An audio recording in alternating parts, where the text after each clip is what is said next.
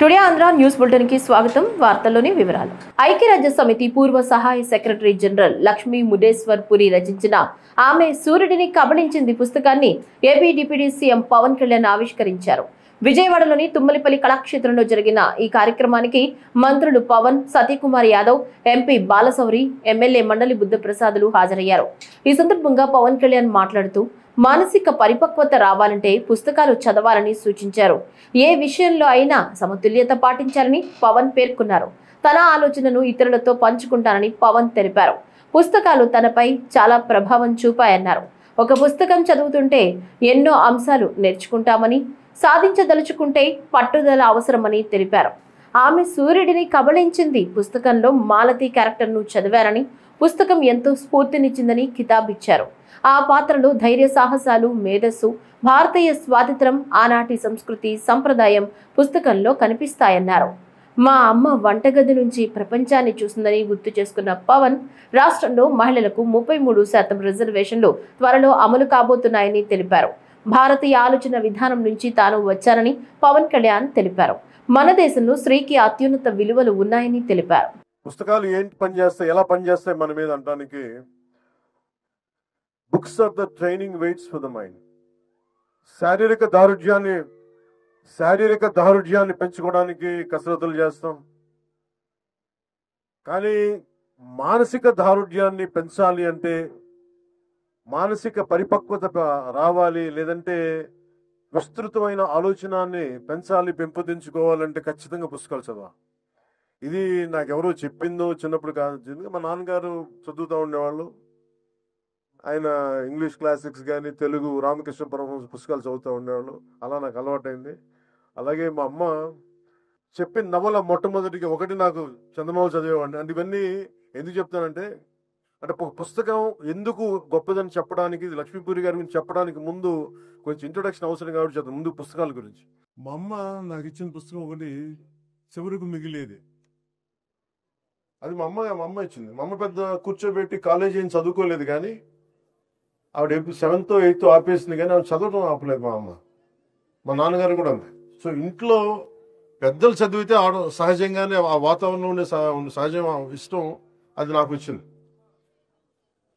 ఇందాక సత్యకుమార్ గారు మాట్లాడుతూ పవన్ కళ్యాణ్ ఏదైనా ప్రభావం ఉంటుంది సమాజం మీద పుస్తకం అంటే, నాకు కంప్లీట్గా నేను భారతీయ మన ఆలోచన విధానంతో, ఆర్ఎస్ఎస్ లాంటి ఒక బలమైన దేశభక్తితో కూడిన ఆర్గనైజేషన్ నుంచి వచ్చాను. మాకు అసలు చెగివేరా అంటే కమ్యూనిస్ట్ చౌదరీలు అంటే మాకు పడదు. అలాంటిది ఏదో ఒక సినిమాలో పెడితే మేము ఏంటని నేను చదివాను, తెలుసుకున్నానంటే, ఇవన్నీ ఏంటి నేను ఎట్లా ఆలోచిస్తానంటే, నాకు దేశభక్తి ఎవరు చెప్పక్కర్లేదు. దేశభక్తి should be an innate responsibility for anyone who has born in this country, to the matter anyone in which ever country they were Born.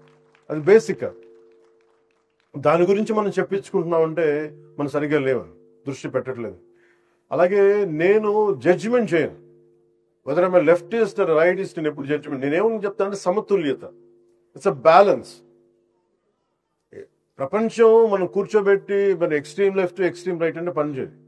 So నేను అందుకని ఈరోజు నేను పాలిటిక్స్కి వచ్చినా, పుస్తకాలు చదివినా, అది ఎవరికో చెప్పడానికో ఈరోజు పంచుకున్నాను. కానీ నా ఆలోచన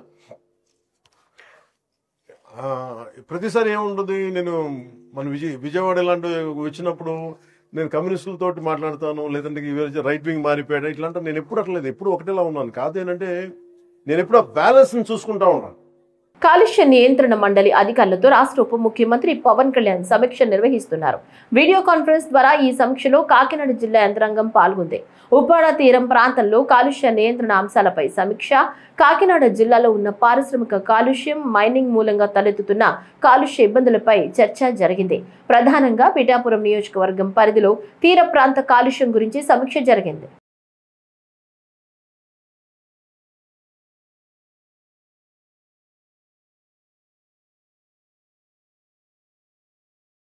గుంటూరు జిల్లా లాంలోని ఎన్జీ రంగా అగ్రికల్చర్ యూనివర్సిటీలో పీఎం ధన్ ధాన్య యోజన మరియు పప్పు ధాన్య ఆత్మ నిర్భరత మిషన్ ప్రారంభోత్సవంలో మంత్రి కింజారపు అచ్చెన్నాయుడు పాల్గొన్నారు. ఈ సందర్భంగా మాట్లాడుతూ పీఎం ధన్ ధాన్య యోజన రైతులు ఆర్థికంగా శక్తివంతం అవడానికి దారితీస్తుందని, పప్పుధాన్య ఆత్మనిర్భరత మిషన్ ప్రోటీన్ భద్రతలో స్వయం సమృద్ధి దిశగా అడుగు అని పేర్కొన్నారు. 2,000 కోట్ల రూపాయలతో 2 కార్యక్రమాలని శ్రీకారం చుట్టారు. దాని పేరే ప్రధానమంత్రి ధనధాన కృషి యోజన కార్యక్రమం. దీనివల్ల మన జిల్లాలో, మన రాష్ట్రంలో 4 జిల్లాలు ఎంపిక కాబడ్డాయి. అన్నమయ్య, సత్యసాయి, అదేవిధంగా అల్లూరి సీతారామరాజు జిల్లా, అనంతపూర్. దీనివల్ల రాష్ట్రంలో రైతాంగానికి చాలా మేలు చేకూరుతుంది. ప్రధానంగా ఆహార ఉత్పత్తుల్లో ఇప్పటికే దేశం ప్రపంచంలో అగ్రగామిగా ఉంది. అయితే దేశంలో ఉన్నటువంటి ఆహార ఉత్పత్తులకు అనుగుణంగా ఏవైతే ఈరోజు 100 జిల్లాలు దేశంలో అనౌన్స్ చేశారో, దేశ యావరేజ్కి చేరుకోవడానికి ఈ స్కీము చాలా ఉపయోగపడుతుంది. అందులో ఈ 4 జిల్లాల్లో మనకి అనేకమైనటువంటి కార్యక్రమాలు, హార్వెస్టింగ్ కానీ, పోస్ట్ హార్వెస్టింగ్ కానీ, కోల్డ్ స్టోరేజ్లు కానీ, గోడమ్స్ కానీ, ఇటువంటి కార్యక్రమాలన్నీ చేసుకోవడానికి అవకాశం ఉంటుంది. దీంతో పాటుగా రాష్ట్రంలో మినుములు కానీ, కందులు కానీ ఇంతవరకు మనం పండించేవి 25% కేంద్ర ప్రభుత్వం, రాష్ట్ర ప్రభుత్వం ప్రొక్యూర్ చేశాయి. ఇటు మార్కెట్ కానీ, అటు నాఫెడ్ కానీ. ఈ స్కీమ్ వల్ల 26 జిల్లాల్లో ఈ 2 పల్సెస్కి ఏదైతే కందులు, మినుగులు 100% ప్రొక్యూర్ చేసే అవకాశం ఉంది. కాబట్టి మేము రైతులకు కూడా కోరుతున్నాం, ఈరోజు పప్పు దినుసుల యొక్క ప్రాధాన్యత చాలా అవసరం. మనకు సరిపోయినటువంటి పప్పు దినుసులు ఉత్పత్తి కావడం లేదు. ఇప్పుడు ఆహార అలవాట్లు కూడా మారాయి. కాబట్టి పప్పు దినుసుల్ని బాగా ఉత్పత్తి చేయడానికి రాష్ట్ర ప్రభుత్వం కూడా కృషి చేస్తుంది. ఈరోజు ఈ ప్రొక్యూర్మెంట్ చేయడం వల్ల కూడా చాలా ఉపయోగపడుతుంది. కాబట్టి ఈ పథకాన్ని ఎక్కడెక్కడ ఉపయోగించుకోవాలో, ఏ విధంగా ఉపయోగించుకోవాలో అన్ని విధాలుగా ఉపయోగించుకుంటామని ఈ సందర్భంగా తెలియజేస్తున్నాను. విజయవాడ దుర్గగుడి పాలక మండలి చైర్మన్ సభ్యుల ప్రమాణ స్వీకారం చేశారు. రాజగోపురం ముందు 17 మంది సభ్యులతో ఈవో సీనానాయక్ ప్రమాణ స్వీకారం చేయించారు. టీడీపీ నుంచి 14 మంది, బీజేపీ నుంచి 2, జనసేన నుంచి 1 ప్రమాణ స్వీకారం చేశారు. ఈ సందర్భంగా దుర్గగుడి అభివృద్ధి కోసం అందరం కృషి చేస్తామన్నారు. సామాన్య భక్తులకు ప్రాధాన్యత ఇస్తూ ముందుకు సాగుతామని దుర్గగుడి ఈవో సీనానాయక్ అన్నారు. దుర్గా అన్న నామస్మరణ చేయంగానే మనకున్న దుఃఖములు మరియు కష్టములు పోగొటువంటి మహామానితులైన తల్లి ఇంద్రకీలాద్రి దుర్గమ్మ ఈరోజు ఇంత గొప్పగా ఈ కార్యక్రమం జరగడానికి మరి మా పూర్వీకులు, నా తల్లిదండ్రులు చేసిన పుణ్య కార్యక్రమం ఫలితంగానే నాకు అమ్మవారికి దేవస్థానం కార్యకర్తల మండలి అధ్యక్షునిగా సేవ చేసుకునే గొప్ప అవకాశం రావడానికి, మహద్భాగ్యం కలగడానికి ముఖ్య కారణం అని నేను బలంగా నమ్ముతున్నాను.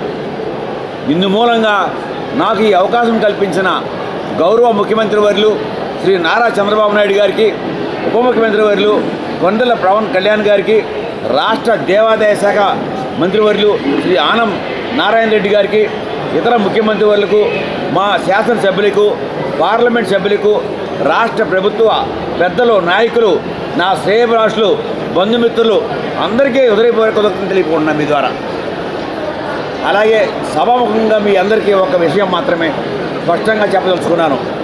ధర్మకర్తలి మండలి అధ్యక్షుడు అంటే అది ఒక పదవిలా కాకుండా శ్రీ దుర్గామల్లేశ్వర స్వామి వారిని దర్శించుకునేందుకు వచ్చే భక్తులకు సేవ చేసుకునే ప్రథమ సేవకుడుగా నేను భావిస్తున్నాను. నేను కేవలం మీకు సేవకుడిని మాత్రమే అని ఈ సందర్భంగా ఘంటాపథంగా తెలియజేస్తున్నాను. శ్రీ దుర్గామల్లేశ్వర స్వామి వార్ల సేవకుడునై నాకు ఈ ధర్మకర్తల మండలి అధ్యక్షుడు అనే పదవి ద్వారా సంక్రమించిన అధికారములను కేవలం దేవస్థానం అభివృద్ధికి మరియు దర్శనార్థమైన వచ్చి భక్తులకు మరింత మెరుగైన మౌలిక సదుపాయాలు, వసతులు, సౌకర్యములు కల్పించడమే నా ముందు ఉన్న ప్రథమ కర్తవ్యం. పేద ప్రజలకు కార్పొరేట్ వైద్య సేవలను చేరువ చేసే లక్ష్యంతో మెగా వైద్య శిబిరం ఏర్పాటు చేసినట్లు చిత్తూరు పార్లమెంట్ సభ్యుడు దగ్గుమళ్ళ ప్రసాదరావు పేర్కొన్నారు. చిత్తూరు పీవీకేఎన్ కళాశాలలో జిల్లా వైద్య ఆరోగ్య శాఖ ఆధ్వర్యంలో ఏర్పాటు చేసిన మెగా వైద్య శిబిరాన్ని దగ్గుమళ్ళ ప్రసాదరావు జిల్లా కలెక్టర్ సుమిత్ కుమార్ తో కలిసి ప్రారంభించారు. ఈ సందర్భంగా మీడియాతో మాట్లాడుతూ చిత్తూరు పరిధిలోని కార్పొరేట్ ఆసుపత్రుల సహకారంతో ఏర్పాటు చేసిన ఈ ఉచిత వైద్య శిబిరం పేద మధ్యతరగతి ప్రజలకు ఎంతో ఉపయోగపడుతుందన్నారు. కార్పొరేట్ హాస్పిటల్స్ అన్ని ఎవరికైతే వైద్యం కార్పొరేట్ హాస్పిటల్కి వెళ్ళి అందించుకోలేకపోతున్నారో వాళ్ళ కోసం కార్పొరేట్ హాస్పిటల్స్ని ఇక్కడికి తీసుకురావడం జరిగింది. 40 నుంచి 45 మంది డాక్టర్లు, 20-25 మంది పీజీ స్టూడెంట్స్, తర్వాత వీళ్ళంతా పార్టిసిపేట్ చేస్తున్నారు. Neurology department, I department, cardio department, తర్వాత జనరల్ ఫిజిషియన్, గైనకాలజీ ఇవన్నీ కూడా చూస్తున్నారు. మెగా శిబిరంలో గవర్నమెంట్ డిస్ట్రిక్ట్ అథారిటీస్ మేజర్ పాత్ర తీసుకుంటున్నారు. దానిలో డిఎంహెచ్ గారు కానీ, తర్వాత పీడీ డిఆర్డిఏ కానీ, పీడీ డ్రామా కానీ కలెక్టర్ గారి ఆదేశాలతోటి అందరూ పార్టిసిపేట్ చేస్తున్నారు. అడ్వాన్స్ ఫెసిలిటీస్ టెస్టింగ్ కూడా ఇక్కడ ఉన్నాయి. కార్డియాలజీతో పాటు ECG as well as I testing plus BP, sugar, common issues ఏమేమి ఉన్నాయి అది కూడా టెస్టింగ్ చేయడం జరుగుతుంది. సో ఖచ్చితంగా చిత్తూరు చుట్టుపక్కల రూరల్ ఏరియా, అర్బన్ ఏరియా ఈ ఫెసిలిటీ ఈరోజు ఈ క్యాంప్ జరుగుతుంది, మీరు ఉపయోగం చేయాలి. ఆరోగ్యం గురించి అందరూ మాట్లాడుతున్నారు.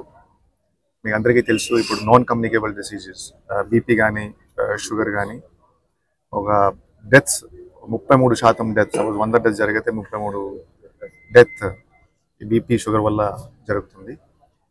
సో 45 తర్వాత మీరు ఖచ్చితంగా కనీసం ఒక క్వార్టర్లో ఒక టెస్ట్ మీరు చేయాలి. బీపీ, షుగర్ ఖచ్చితంగా కంపల్సరీ. మిగతా హార్ట్ డిసీజెస్ కూడా పెరుగుతున్నాయి. సో అందరూ ఆరోగ్యం గురించి ఆలోచన చేస్తే ఖచ్చితంగా బాగుంటుంది. గుంటూరు జిల్లా పెదనందిపాడు మండలం అన్నపర్రు బీసీ బాలుర వసతి గృహ విద్యార్థులను బీసీ సంక్షేమ శాఖ మంత్రి ఎస్ సవిత పరామర్శించారు. ఈ హాస్టల్లో ఒకేసారి 56 మంది అస్వస్థతకు గురి కావడంపై ప్రభుత్వం స్పందించింది. గుంటూరు ప్రభుత్వ ఆసుపత్రిలో చికిత్స పొందుతున్న విద్యార్థులను పరామర్శించారు. ఈ సందర్భంగా మంత్రి మాట్లాడుతూ అస్వస్థతకు గురైన వారిలో 34 మంది డిశ్చార్జ్ అయ్యారని, మిగిలిన 22 మందికి మెరుగైన వైద్యం అందిస్తున్నామని తెలిపారు. ఘటన జరిగిన తీరుపై ఆరా తీస్తున్నామని మంత్రి సవిత స్పష్టం చేశారు. ప్రాంతంలో ఉన్న బీసీ బాయ్స్ హాస్టల్లో మరి కొంతమంది అంటే మొత్తంగా 108 మంది స్టూడెంట్స్ ఉంటారు. 108 మంది స్టూడెంట్స్లో మరి 56 మందికి మిడ్ నైట్ 2 గంటల నుంచి వామిటింగ్స్, మోషన్స్ అనే విషయాన్ని తెలియజేయడం, మరి ఇమీడియట్గా అక్కడ ఉన్నవారు సిబ్బంది కూడా మార్నింగ్ అంతా డాక్టర్స్ని అలర్ట్ చేశారు. మాకు కూడా మార్నింగే ఇన్ఫామ్ చేశారు. మేము కూడా మరి ఎమ్మెల్యే గారు కూడా స్పందించి ఇమీడియట్గా కలెక్టర్ గారికి చెప్పడం, మా బీసీ వెల్ఫేర్ డైరెక్టర్ గారు మల్లికార్జున్ గారు కూడా ఉదయం నుంచే ఆ పనిలో ఉన్నారు. పిల్లలందరినీ హాస్పిటల్కి చేర్చడం, అక్కడ కొంతమందిని ఏదైతే మొత్తంగా 56 మందిలో 34 మందిని అక్కడ ఉన్న ప్రాంతంలో ఒక కళ్యాణ మండపంలో కూడా పెట్టి వాళ్ళకి ట్రీట్మెంట్ కూడా అందజేస్తే వాళ్ళందరూ బాగుండి వాళ్ళని డిశ్చార్జ్ కూడా చేశారు. మిగతా వారికి ఫీవర్ ఎక్కువగా ఉండటంతో ఇక్కడ చేర్చడం జరిగింది. ఇక్కడ కూడా డాక్టర్లతో కూడా మాట్లాడాం, వారు అందరూ బాగున్నారు. కొంచెం అబ్జర్వేషన్ కోసం పెట్టారన్న విషయం కూడా మీకు తెలియజేస్తూ ఏం జరిగిందని మేము అధికారులకు కూడా పరిశీలిస్తున్నారు. మరి ఫుడ్ పాయిజన్ అయిందా, వాటర్ కంటామినేట్ జరిగిందా ఏంటనేది అధికారులకు కూడా ఆదేశించాం. పిల్లలు అందరూ జాగ్రత్తగా ఉంది. మళ్ళీ ఇలాంటివి జరగకుండా తీసుకోవాల్సిన జాగ్రత్తలు కూడా మేము డిపార్ట్మెంట్కి కూడా తెలియజేశాం. ఇప్పుడు మీరు గతంలో 5 ఏళ్ల కింద చూడండి, ఇప్పుడున్న హాస్టల్స్ చూడండి, అన్ని రన్నింగ్ వాటర్ కావచ్చు, మరి లైట్స్ కావచ్చు, అదేవిధంగా ఈరోజు సూపర్ ఫైన్ రైస్ కూడా మేము అందజేస్తున్నాం. అంతేకాకుండా ఇన్వర్టర్స్ ఇస్తున్నాం. ఇప్పుడు అన్ని స్కూల్స్ కూడా RO ప్లాంట్స్ కూడా పెడుతున్నాం. టెండర్లు అయినేమో బట్టలు కూడా తీసుకొడతాం, పోలీసు వాళ్ళని కొడతాం, అధికారులను కొడతాం. ఎలా మాట్లాడుతున్నారో చూస్తున్నాం, నరుక్కుంటా పోతాం. ఫస్ట్ ఫేజ్లో 10 మెడికల్ కాలేజీలు పూర్తి చేస్తాం. సెకండ్ ఫేజ్లో 7 మెడికల్ కాలేజీలు కూడా పూర్తి చేసి ప్రజలకు అంకితం చేస్తాం. రోడ్డు ప్రమాదానికి గురై నిస్సహాయ స్థితిలో పడి ఉన్న వృద్ధుని చూసి రాష్ట్ర బీసీ సంక్షేమ శాఖ మంత్రి చలించిపోయారు. వెంటనే తన కాన్వాయ్లోని వాహనంలోంచి ఆసుపత్రికి తరలించారు. విజయవాడలో గాంధీ శిల్ప బజార్ ఎగ్జిబిషన్ ను ప్రారంభించి గుంటూరు జిల్లా తాడేపల్లిలోని తన క్యాంపు కార్యాలయానికి మంత్రి సవిత బయలుదేరారు. క్యాంపు కార్యాలయం సమీపంలోకి రాగానే విజయవాడ గుంటూరు హైవేపై వడ్డేశ్వరం వైపు ద్విచక్ర వాహనంపై వృద్ధుడు వెళుతూ అకస్మాత్తుగా పడిపోయి అపస్మారక స్థితిలోకి వెళ్లాడు. అదే సమయంలో అటుగా వెళుతున్న మంత్రి సవిత తన కాన్వాయ్ని ఆపి సపర్యలు చేశారు. వెంటనే తన ఎస్కాట్ వాహనంలో మంగళగిరి ఎయిమ్స్ ఆసుపత్రికి తరలించారు.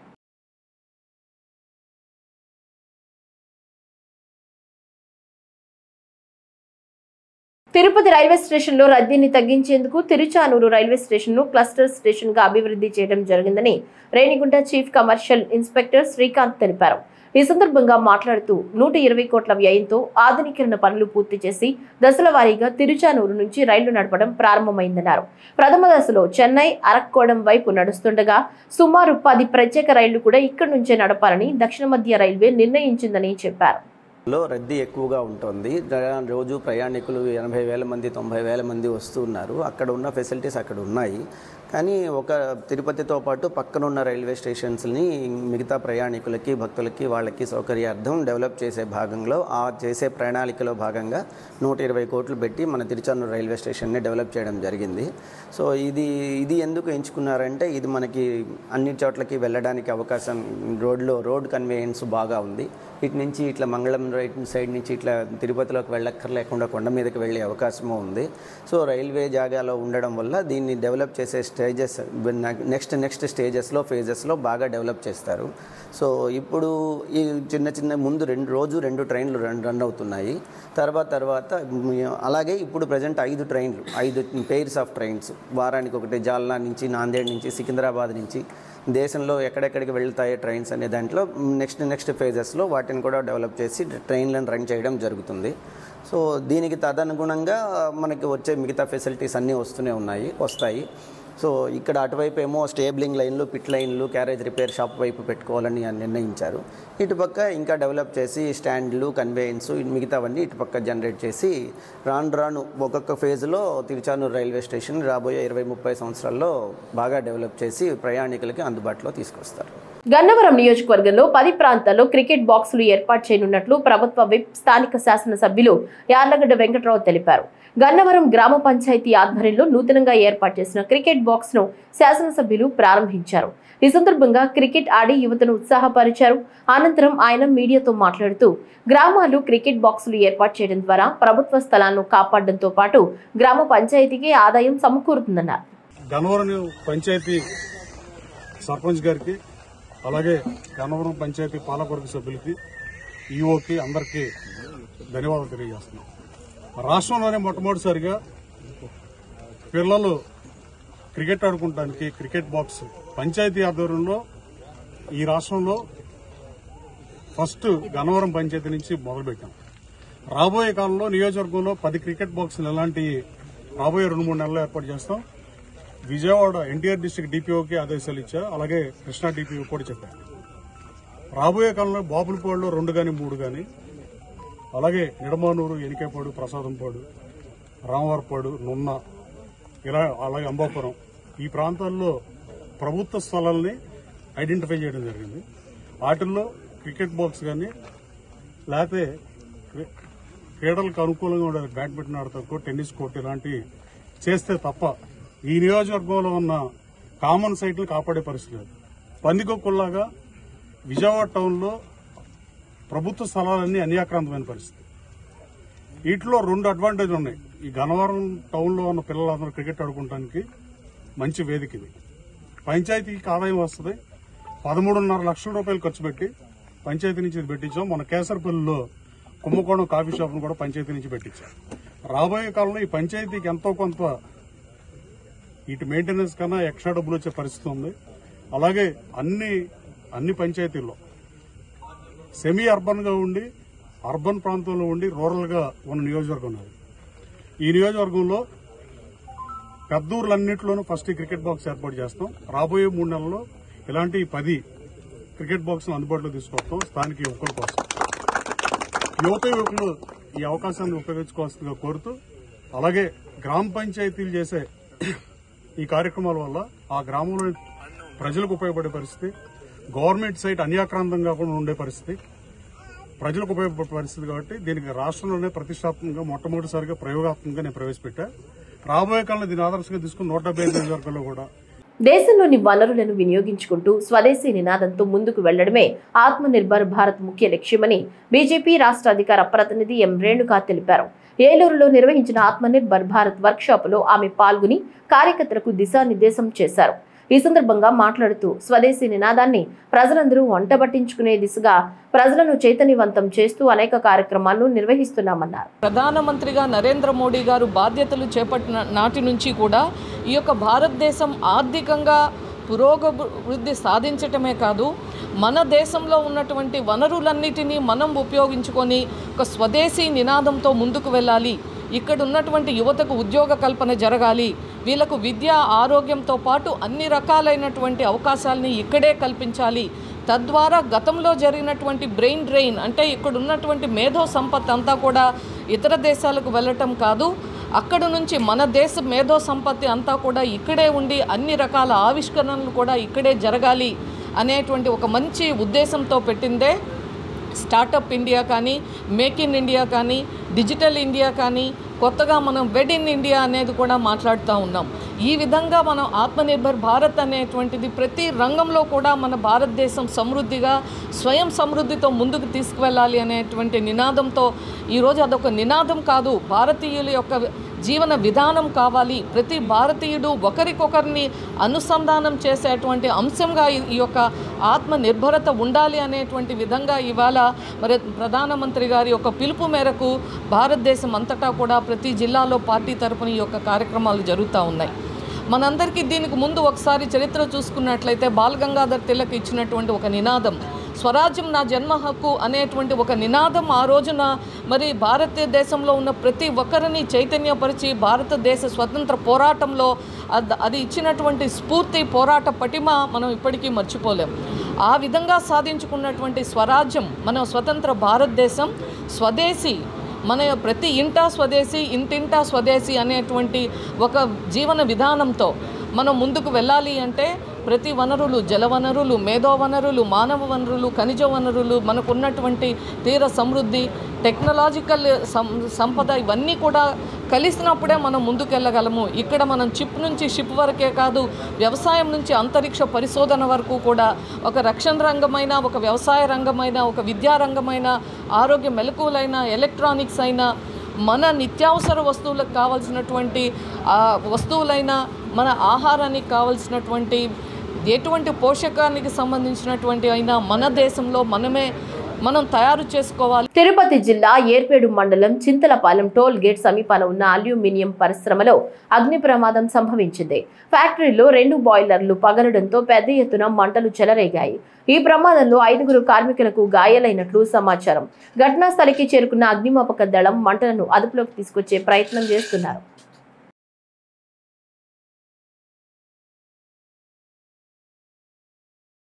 కాకినాడ కలెక్టర్ కార్యాలయంలో శ్రీ శిశు సంక్షేమ విద్యా ఆరోగ్య శాఖ ఆధ్వర్యంలో అంతర్జాతీయ బాలికా దినోత్సవాన్ని ఘనంగా నిర్వహించారు. ఈ సందర్భంగా జిల్లా స్థాయిలో నిర్వహించిన పోటీల్లో విజేతలుగా నిలిచిన విద్యార్థులకు కలెక్టర్ షణ్మోహన్ ఇతర అధికారులు ప్రశంసా పత్రాలు అందించారు. అనంతరం జిల్లా కలెక్టర్ షణ్మోహన్ సగిలి మాట్లాడుతూ బాలికల సంరక్షణ అభివృద్ధి కోసం ప్రభుత్వం అమలు చేస్తున్న కార్యక్రమాలను వినియోగించుకుని మరింతగా రాణించాలన్నారు. ఆడపిల్లలు కన్యాశుల్కానికి వెళ్ళిపోతే వెరీ నెక్స్ట్ తరం నుండి శంకరరావు హై స్కూల్ నుంచి 2500 చేస్తే జైల్లో వేయాలి. సో మీ ఇంట్లో వాళ్ళు ఎవరైనా చేస్తే తెలుసుకున్నప్పుడు ఏం చేస్తారు?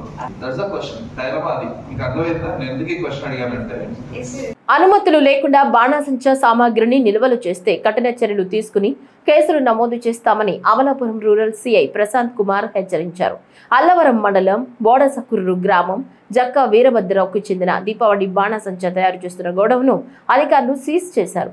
స్థానికులు ఇచ్చిన సమాచారంతో దాడులు నిర్వహించారు. బాణాసంచా సామాగ్రిని అల్లవరం పోలీస్ స్టేషన్ కు తరలించారు.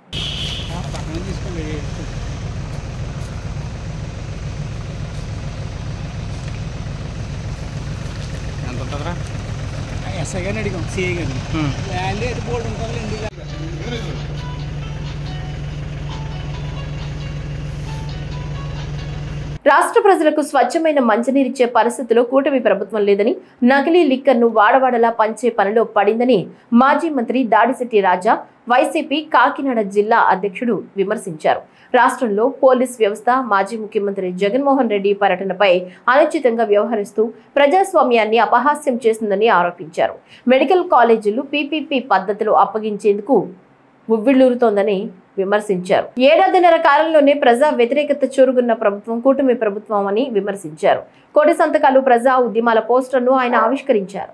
రాష్ట్రంలో ఏ అయితే 17 మెడికల్ కాలేజీలు ఈ రాష్ట్ర ప్రజల ఆస్తి ప్రైవేటు పరం చేస్తాను అని చెప్పేసి చంద్రబాబు నాయుడు గారు భీష్మించి కూర్చుని ఆల్రెడీ తన కార్యాచరణ ప్రారంభించిన పరిస్థితి మనం చూస్తున్నాం. ఈ రాష్ట్రంలో 17 మెడికల్ కాలేజీలు కేంద్రంతో పోరాటం చేసి ఈ రాష్ట్ర ప్రజలకు ఒక ఆస్తిగా తెచ్చిపెట్టి 17 చోట్ల 50 ఎకరాల భూమి అయితే ప్రభుత్వ భూమి అయితే ప్రభుత్వ భూమి అని, లేదంటే ప్రైవేట్ దగ్గర నుంచి కొని గత ముఖ్యమంత్రి జగన్మోహన్ రెడ్డి గారు అందులో 5 కాలేజీలు ఆల్రెడీ క్లాసులు రన్ అవుతున్నాయి, ఇంకో 2 కాలేజీలు రెడీగా ఉన్నాయి, ఇంకొక 10 కాలేజీలు వివిధ దశల్లో ఉన్నాయి. మరి మీరందరూ చూస్తున్నారు రాష్ట్రంలో ఉన్న పరిస్థితి. మరి అయ్యన్న పాత్రుడు గారు జీవో ఇవ్వలేదు, పర్మిషన్స్ లేవు, కాలేజే లేదు అక్కడ అని చెప్పేసి వ్యంగ్యంగా స్పీకర్ గారు మాట్లాడడం. మరి నిన్నటి రోజున జగన్మోహన్ రెడ్డి గారు వచ్చి, మాజీ ముఖ్యమంత్రి జగన్మోహన్ రెడ్డి గారు వచ్చి ఆ కాలేజీలని ప్రజలకి చూపించడం ఎంతవరకు కన్స్ట్రక్ట్ అయిందో నాకు తెలిసినంతవరకు నేను అక్కడే ఉన్నాను. అక్కడ ఆ కాలేజీలకి సుమారు 50 కోట్లు ఖర్చు అయింది. దగ్గరగా 50% అబోవ్ కన్స్ట్రక్షన్ కంప్లీట్ అయింది. కాలేజే కాదు, కాలేజ్తో పాటు 630 పడకల హాస్పిటల్. జీఎస్టీ 2.0 ద్వారా ధరల తగ్గింపుపై వినియోగదారులు పూర్తి అవగాహన కలిగి ఉండాలని జిల్లా కలెక్టర్ సుమిత్ కుమార్ పేర్కొన్నారు. చిత్తూరు పట్టణం జ్యోతిరావు పూలే బీసీ భవన్లో కమర్షియల్ ట్యాక్స్ ఆధ్వర్యంలో ఏర్పాటు చేసిన super GST super saving exhibition ను జిల్లా కలెక్టర్ సుమిత్ కుమార్ నగర మేయర్ అముదతో కలిసి ప్రారంభించారు. ఈ సందర్భంగా కలెక్టర్ మాట్లాడుతూ కేంద్ర ప్రభుత్వం సామాన్య మానవుడికి మేలు కలిగేలా జీఎస్టీ 2.0 ద్వారా పన్ను విధానంలో సంచలనాత్మక మార్పులు తీసుకొచ్చిందని తెలిపారు. ఇందులో భాగంగా రాష్ట్ర ప్రభుత్వం ఆదేశాల మేరకు జిల్లాలో విస్తృత ప్రచారం నిర్వహిస్తున్నామన్నారు. ఇందులో భాగంగా సూపర్ జీఎస్టీ సూపర్ సేవింగ్స్ సందర్భంగా 2 రోజుల ఎగ్జిబిషన్ ప్రారంభించడం జరిగిందన్నారు.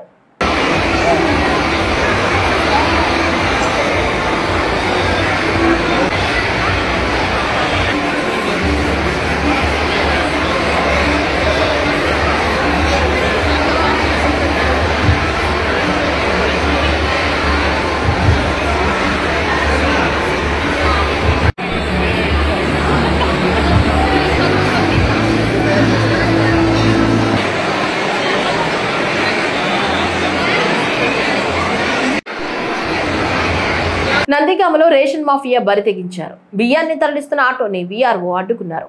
దీంతో వీఆర్ఓతో వాగ్వాదానికి దిగారు. అధికారులను తోసుకుంటూ రేషన్ ఆటోను తీసుకువెళ్లిపోయిన వైనం చోటు చేసుకుంది.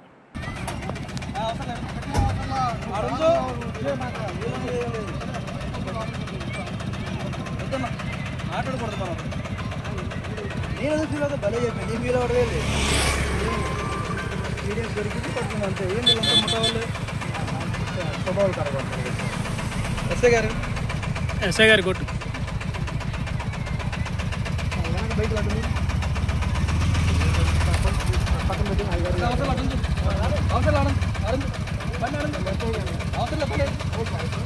పల్నాడు జిల్లా కారంపొడి మండలం ఇనుపరాజుపల్లి శ్రీ సిమెంట్ ఫ్యాక్టరీ వద్ద ఉద్రిక్తత చోటు చేసుకుంది. ఫ్యాక్టరీ ఎదుట రైతులు మహిళలు ధర్నాకి దిగారు. కంపెనీ భూములను తీసుకుని తమ వారికి ఉద్యోగాలు ఇవ్వడం లేదని రైతులు ఆరోపిస్తున్నారు. నెల రోజుల క్రితం ఆందోళన చేస్తే 15 రోజుల్లో సమస్య పరిష్కారం. శ్రీ సిమెంట్ ఎదుట కూర్చుని రోడ్డుపై బైఠాయించి మహిళలు వంట చేస్తున్నారు. న్యాయం చేయాలని రైతులు మహిళలు పెద్ద ఎత్తున నినాదాలు చేస్తున్నారు.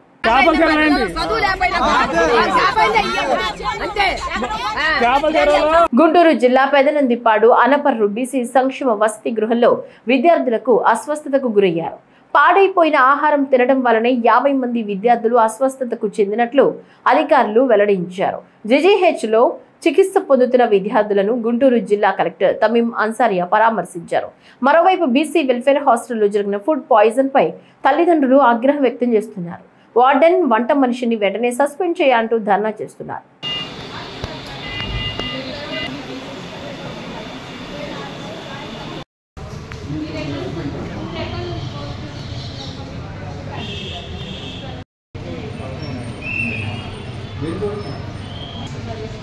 గ్రేట్నెస్ ఈ కల్చర్ ఆశ్రయం మేడం.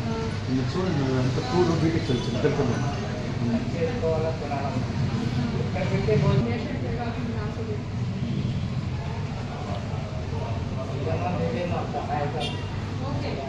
మోపిదేవి గ్రామంలో భక్తుల విశ్వాసానికి ప్రతీకగా వెలసి ఉన్న శ్రీ వల్లి దేవసేన సమేత శ్రీ సుబ్రహ్మణ్యేశ్వర స్వామివారిని హైకోర్టు జడ్జి టి మల్లికార్జునరావు దంపతులు దర్శించుకున్నారు. ఆలయ సూపరింటెండెంట్ అచ్యుత మధుసూదన్ రావు ఆధ్వర్యంలో ఆలయ అర్చకులు పూర్ణకుంభంతో ఘన స్వాగతం పలికారు. అనంతరం వారు కుటుంబ సమేతంగా ఆలయ ఆవరణలో గల నాగపుట్టలో పాలు పోసి మొక్కులు చెల్లించుకున్నారు. తర్వాత హైకోర్టు జడ్జి శ్రీ వల్లి దేవసేన సమేత సుబ్రహ్మణ్యేశ్వర స్వామివారి సన్నిధిలో ప్రత్యేక దర్శనం చేసుకున్నారు. ఆలయ పండితులు వారికి ప్రత్యేక పూజలు నిర్వహించారు.